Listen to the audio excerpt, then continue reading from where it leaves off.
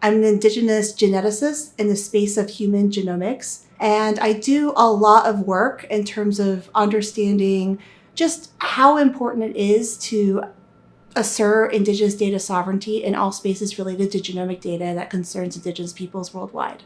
I feel like one of the things that are particularly harmful is describing Indigenous peoples as pre-modern or pre-industrial or primitive. There already is a lot of language, if you look at since the foundations of human genetics and genomics in the field, of us describing Indigenous peoples as becoming out of the Stone Age, and that we're essentializing Indigenous bodies as sources of scientific data extraction that mischaracterizes us as being stuck in this pre-modern age, and yet we've existed for really long periods of time. We continue to exist and persist and survive. Now think about it from the perspective of Indigenous peoples. Why would we want to participate in research that fundamentally mischaracterizes us as not being modern? And also, where's the benefit to us? In the past, and I'm not talking that long ago, in the 90s and early 2000s,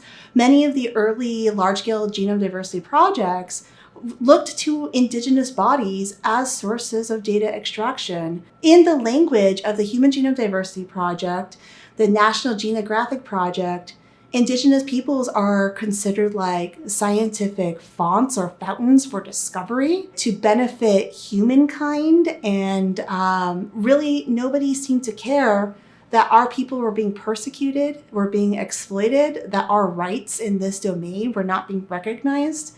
And it took 600 plus global Indigenous communities worldwide appealing to the United Nations, asking for the cessation of these projects. Now, when you're talking about the collection of microbiome data from us, and you're talking about the emergence of all these biotech entities and startups that are founded on this premise that we just need to source pre-industrial microbiomes from whom? And usually the arrow is pointed squarely at Indigenous peoples to fuel this economy.